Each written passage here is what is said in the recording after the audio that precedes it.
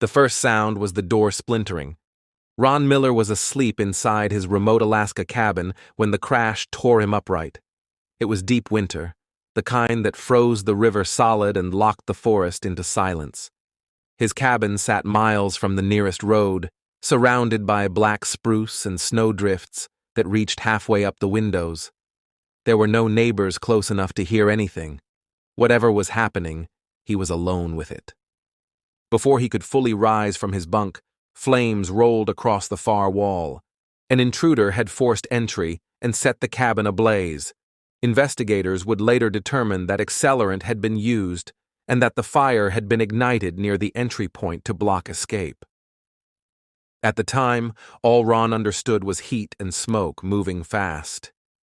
The air thickened within seconds, turning sharp and metallic in his lungs. He grabbed for his boots, but the floorboards were already burning beneath them. A blast of heat struck his face and arms as part of the ceiling gave way, raining sparks and debris across the room. He made a choice that would keep him alive. He ran. Ron burst through the back door into the night wearing only thermal underwear and one boot. The temperature hovered well below zero. The shock of the cold hit almost as hard as the fire. Snow swallowed his bare foot. The skin of his arms blistered in the open air, already burned from inside the cabin. Behind him, the structure he had built with his own hands roared as the flames consumed it, windows shattering outward and sending shards into the snow. There was no time to watch. The nearest help was miles away. Ron knew the terrain, but in daylight and with proper gear. Now he faced darkness, subzero wind, and pain that sharpened with every step. His burned skin tightened in the cold, cracking when he bent his elbows. Each breath felt like inhaling needles. He started moving toward the river trail, knowing it would eventually lead toward a cluster of cabins used seasonally by hunters and trappers. Snow reached to his knees in places. The one boot protected only half his footing. The other foot numbed rapidly, skin exposed directly to packed ice. Frostbite set in fast in those conditions. He forced himself not to stop. Stopping meant freezing. Freezing meant death. He focused on landmarks he knew by memory, a bend in the river, a fallen spruce, a low ridge that cut across the trail. Minutes stretched into something that felt like hours. His burns throbbed beneath the cold, alternating between searing pain and strange absence of feeling. The skin on his hands began to split as he pushed through brush and stumbled over drifts. He fell more than once, face first into snow that instantly crusted over his eyelashes. Each time he forced himself back up, breathing in short, ragged bursts. There was no surge of strength, no cinematic clarity.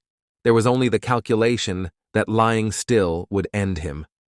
At one point he looked back and saw nothing but darkness. The glow of the fire had disappeared behind the trees. The isolation felt absolute. His cabin was gone. The person who had set it ablaze had vanished into the same wilderness. All that remained was distance and the need to survive it. Ron kept moving along the frozen river corridor. He knew that if he could reach a road or another structure, he might find a radio or a vehicle. His burned arms had begun to swell, fabric sticking to damaged skin. Blisters formed and ruptured as the wind cut across them. Frost formed on his hair and eyebrows. His unprotected foot shifted from stabbing pain to complete numbness, a dangerous progression he recognized but could not stop. He estimated later that he covered several miles before he saw a shape through the trees. It was a cabin used occasionally by other residents in the area. The door was locked. He pounded on it until his hands left faint smears against the wood. No one answered. He circled the structure, lungs burning, and found a small storage shed. He forced his way inside, collapsing against a wall out of the direct wind. Inside, there was partial shelter from the elements and, crucially, a way to slow heat loss. Ron understood that sleep would kill him. He kept moving inside the confined space, stamping his boot, slapping his arms against his sides to push blood through tissue already compromised by burns. He counted breaths. He recited landmarks in his head to stay alert. Time moved slowly in the dark. At first light, another local resident arrived to check the property and found him barely conscious, skin pale beneath soot and frost. Emergency responders were called. Transport from such a remote area required coordination and time. When Ron was finally evacuated, medical teams documented significant second-degree burns across his upper body and frostbite affecting his extremities. In the hospital, treatment began immediately. Burn specialists cleaned and debrided damaged tissue. Skin grafts were required on his arms. Frostbite assessment determined that circulation had narrowly returned in his foot before irreversible loss occurred.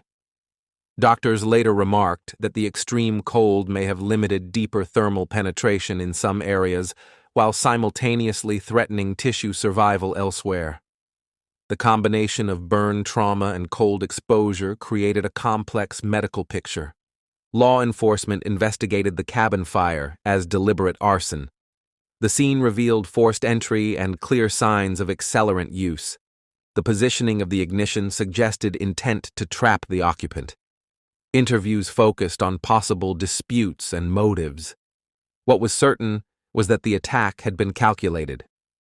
Had Ron hesitated even moments longer inside the cabin, smoke inhalation or structural collapse would likely have ended his life.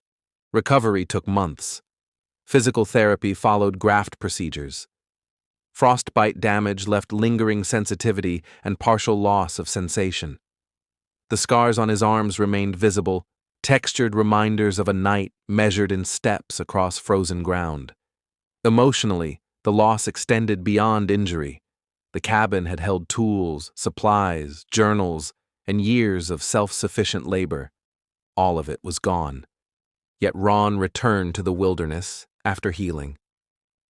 Friends questioned that decision, asking how he could step back into the same isolation where someone had tried to burn him alive. Ron answered simply that fear could not be allowed to redraw the boundaries of his life. He reinforced doors, installed additional security, and rebuilt with deliberate caution.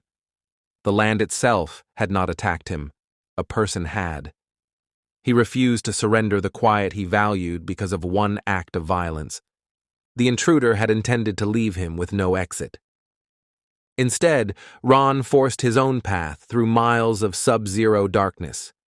He later described the experience not as bravery, but as necessity. There was no heroism in the snow, only forward motion, one step, then another, away from heat that burned and cold that froze, toward the faint possibility of help. Burned, underdressed, and miles from assistance, he crossed frozen ground and did not lie down. And he lived. Thank you for listening to Horrifying Survival Stories. Subscribe for more stories of those who faced the impossible and lived.